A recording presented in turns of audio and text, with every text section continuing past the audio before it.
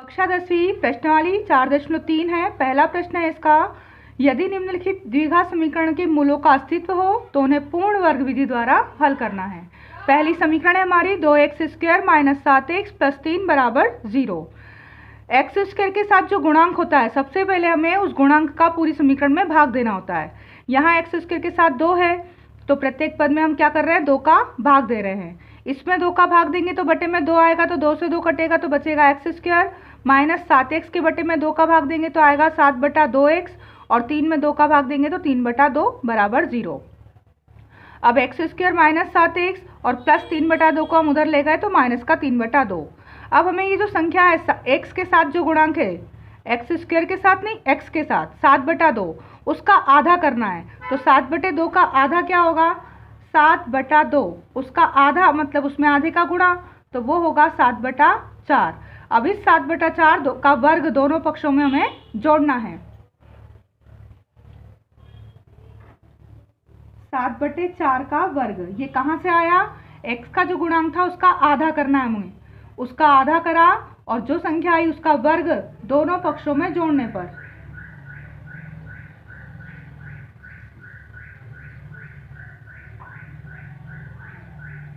अब इधर है x² माइनस 7/2x, इसमें जोड़ेंगे हम 7/4 का वर्ग और बराबर ये पक्ष था माइनस 3/2, इसमें जोड़ेंगे 7/4 का वर्ग, दोनों पक्षों में जोड़ा। अब ये होगा a और माइनस b, ये a का वर्ग है, ये b का वर्ग है और ये 2ab के रूप में लिखा हुआ है, तो इसको हम लिख सकते हैं a यानी x माइनस है यहाँ पर b यानी 7/4 पूरे का वर्ग और यहाँ माइनस 3/2 प्लस 7 का वर्ग 49 और 4 का वर्ग 16। अब x माइनस 7/4 पूरे का वर्ग। अब यहाँ एलसीएम ले अगर हम 2 और 16 का तो लघुत्तम क्या आएगा हमारा, 16 ही आएगा।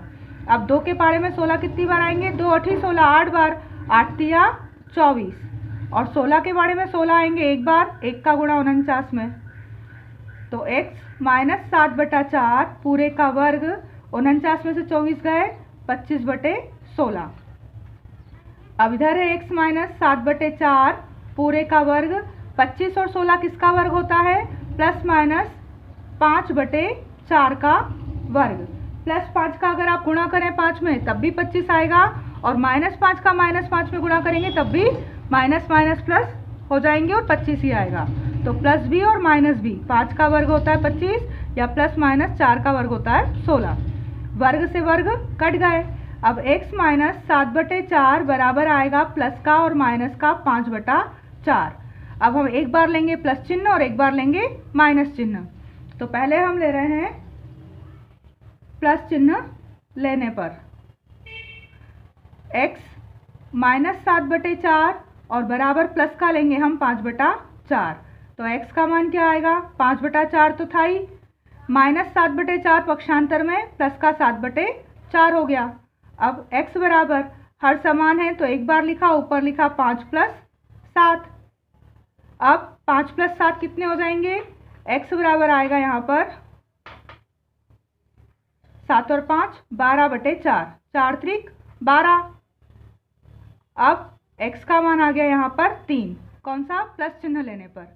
अब हमें लेना है अभी माइनस चिन्ह, तो माइनस चिन्ह लेने पर x माइनस 7/4 बराबर, यहाँ x माइनस 7/4 बराबर थे प्लस माइनस 5/4, तो x माइनस 7/4 और प्लस का 5/4 यहाँ लिया। अब इसके बराबर माइनस का 5/4 वो अब ले रहे हैं हम माइनस चिन्ह में, तो अब x बराबर माइनस का है 5/4 और माइनस 7/4 का हो जाएगा प्लस का।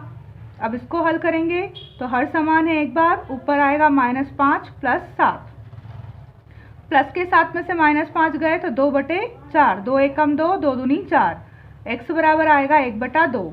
तो समीकरण के मूल क्या होंगे, समीकरण के मूल क्या आए हैं आंसर, पहला आंसर आया है 3 और दूसरा 1/2, ये समीकरण के मूल होंगे। दूसरी समीकरण है हमारी 2x² + x - 4 = 0। हमें पहले x² के साथ जो भी गुणांक है उसका भाग देना है, तो यहाँ 2 है तो समीकरण में 2 का भाग देंगे।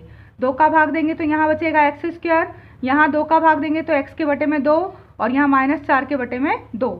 अब -4/2 कट सकता है, 2 दूनी 4, तो ये होगा एक्स स्क्वायर प्लस x/2 और ये माइनस का जो 2 है बराबर के उधर ले जाएंगे तो प्लस का 2 हो जाएगा, संख्या को हमें उधर ले जाना है।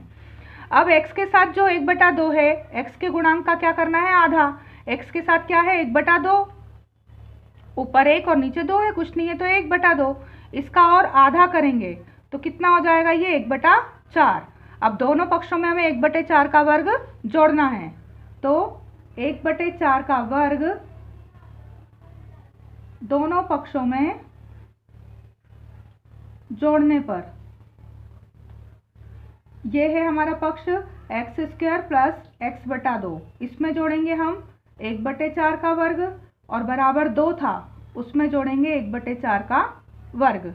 अब ये हो जाएगा a का वर्ग और ये है b का वर्ग, बीच में ये 2ab, तो इसको लिख देंगे हम a और प्लस b 1/4 पूरे का वर्ग बराबर 2 प्लस 1 का वर्ग 1 और 4 का वर्ग 4 चौक 16, इसके बटे कुछ नहीं तो 1। अब x प्लस 1/4 पूरे का वर्ग बराबर 1 और 16 का लघुत्तम आएगा 16, 1 के पाड़े में 16, 16 ही बार आएंगे, 16 का 2 में गुणा करा 16 दूनी 32, 16 के पहाड़े में 16 एक बार, 1 का ऊपर 1 में गुणा 1, तो x प्लस 1/4 पूरे का वर्ग बराबर कितना आएगा यहाँ पर 32 और 1 33/16। अब 33/16 आ गया। अब यहाँ लिखेंगे हम x प्लस 1/4 पूरे का वर्ग बराबर 33/16। अगर इधर से वर्ग हटाना है तो यहाँ क्या लगा दें, हम करनी लगा दें। यदि यहाँ से हमें वर्ग हटाना है तो दूसरी साइड क्या हो जाएगी, करनी लग जाएगी 33/16। अब ये 33/16 काहे के लिख सकते हैं हम, प्लस और माइनस दोनों के। इधर वर्ग नहीं हो रहा है पूरा, 33 किसी का वर्ग नहीं होता, इसलिए जब एक साइड से वर्ग हटाते हैं तो दूसरी साइड करनी लगाई, प्लस माइनस करनी 33/16। अब हम पहली स्थिति में प्लस चिन्ह लेंगे, प्लस चिन्ह लेने पर तो यहाँ आएगा x प्लस 1/4 और प्लस का आएगा करनी 33/16, तो x बराबर करनी 33/16 और प्लस का 1/4 क्या हो जाएगा, माइनस का 1/4। x बराबर 33 के गुणनखंड तो नहीं होंगे पर 16 के गुणनखंड लिख सकते हैं हम, 4 गुणित 4 माइनस 1/4, यानी यहाँ x बराबर आएगा करनी 33 और 4 जो जोड़ा बन गया है तो बाहर और माइनस 1/4, तो x बराबर हर समान है 4, ऊपर आ जाएगा करनी 33 माइनस 1। ये हो गया इसका पहला मूल। अब हमने लिया माइनस चिन्ह लेने पर,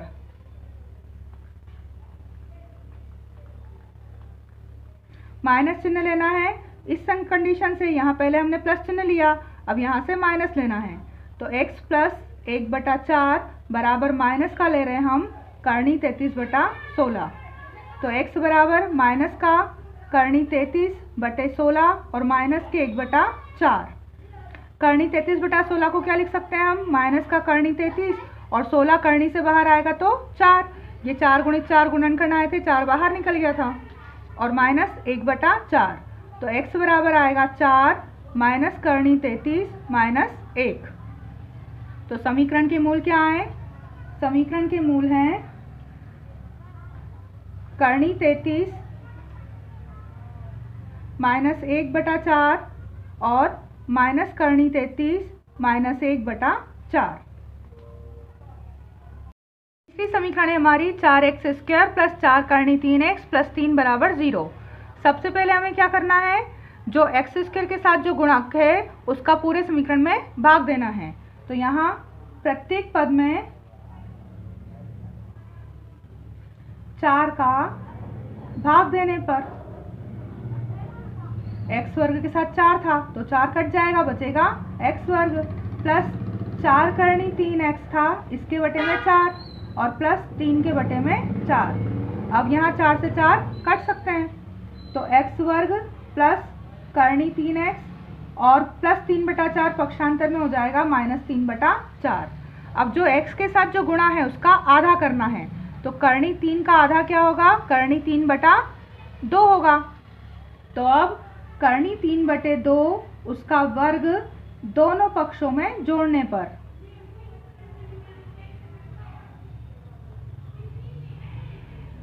x वर्ग प्लस करनी 3x, उसमें जोड़ेंगे हम करनी 3/2 का वर्ग, और इधर पक्ष है -3/4, उसमें भी जोड़ेंगे करनी 3/2 का वर्ग।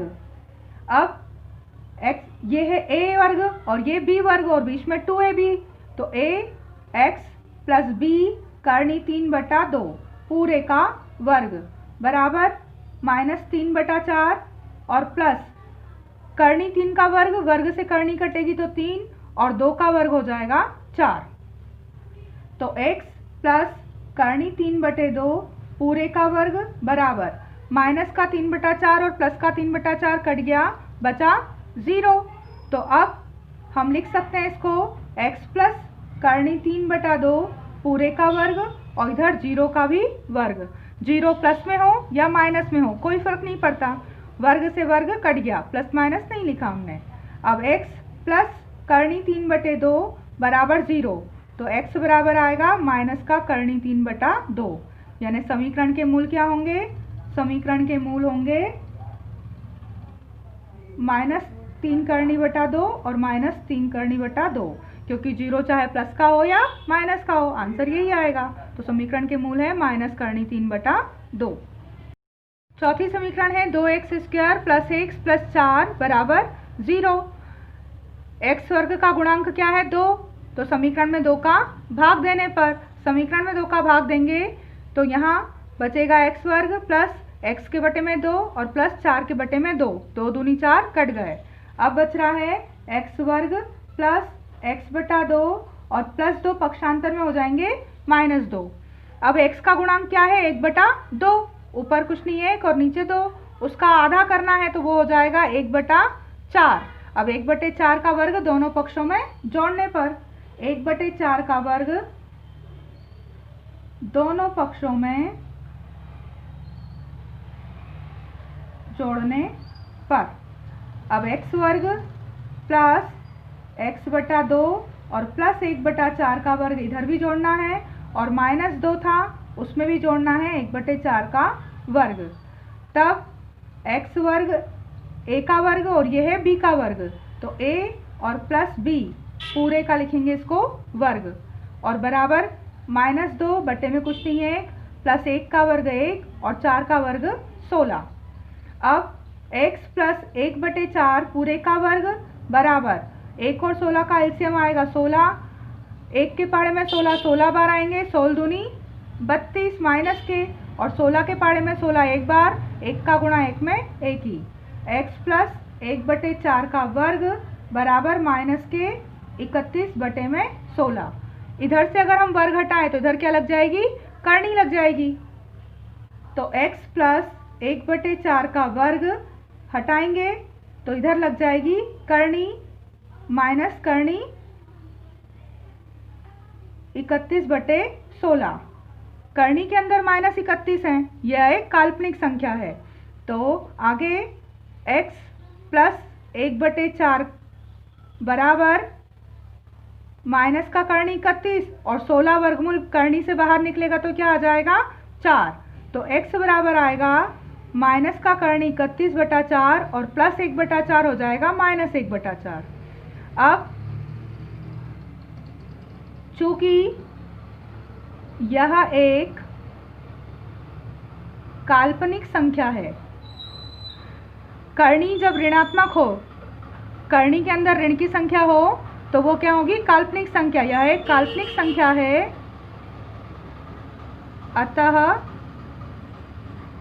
समीकरण के करनी 31, करनी में जब भी संख्याएं रहेंगी वो वास्तविक संख्याएं नहीं कहलाती हैं। क्या कहलाएंगी? वो काल्पनिक संख्याएं कहलाएंगी। तो इसलिए यहाँ समीकरण के मूल क्या होंगे? वास्तविक नहीं हैं।